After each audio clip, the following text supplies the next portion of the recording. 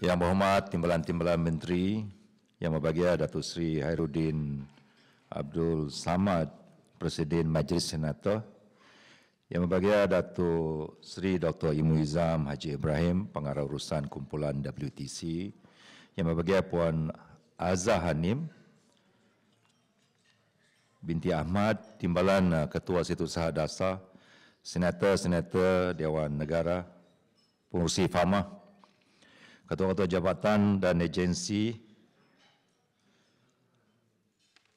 Ketua Pengarah IPB, Ketua Pengarah Fama, Dewan Kehormat, tuan-tuan dan puan-puan yang dihormati sekalian. Saya ingin merakamkan ucapan terima kasih kepada semua ahli-ahli Dewan Negara yang sempat hadir dalam majlis penerangan mengenai beberapa dua rancangan undang-undang yang akan dibentangkan, yang telah pun dibentangkan di Dewan Rakyat dan akan dibentang di Dewan Negara pada hari Selasa dan Khamis ini. Dua undang-undang ini adalah undang-undang berkaitan dengan Akta Kawalan Padi dan Beras Pindaan 2022 dan undang-undang Lembaga Pemasaran Pertanian Persekutuan ataupun FAMA Pindaan 2022. Kedua-dua undang-undang ini perlu ditambah baik. Ianya cuma melibatkan dua pindaan bagi Akta Kawalan Padi dan Beras dan satu pindaan bagi Akta FAMA. Ketiga-tiga pindaan ini, dua pindaan untuk padi, ada merupakan pindaan kecil yang amat penting bagi mengurus perjalanan akta secara lebih efisien. Akta FAMA very simple, cuma meletakkan peternakan dan produk ternakan sebagai salah satu bidang kuasa yang boleh dipasarkan oleh FAMA. Jadi ini akta yang dipindah dan sejak 2 tahun kita duduk di kementerian, kami duduk di kementerian ini. Ini merupakan pindaan yang pertama yang diangkat oleh Kementerian Pertanian dan Industri Makanan.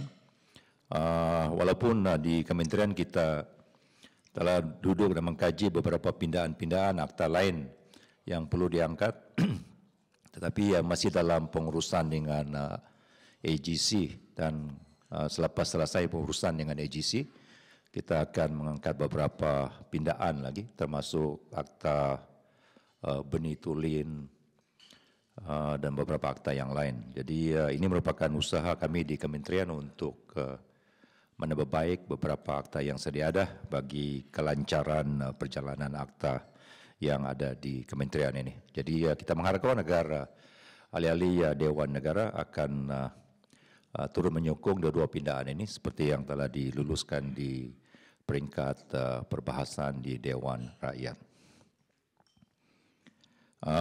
Penerangan lanjut akan dibuat oleh ketua pengarah di dua badan ini, FAMA dengan bahagian kawalan padi dan beras negara. Jadi saya sekali lagi mengucapkan terima kasih pada semua ahli-ahli senator.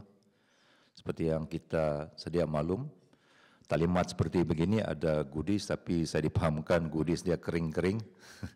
Tak macam goodies yang selalu.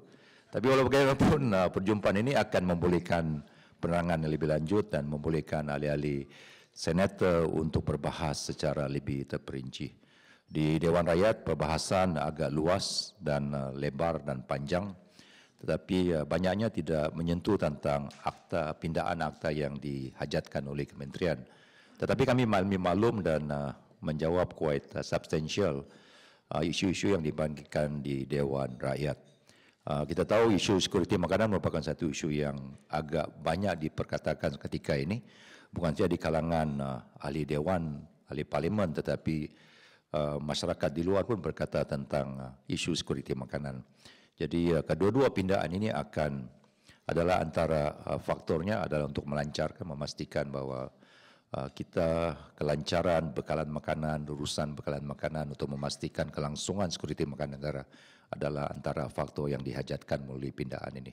Jadi harap agar ahli yang hormat akan menyokong pindaan akta yang akan dibentangkan. Sekian, terima kasih.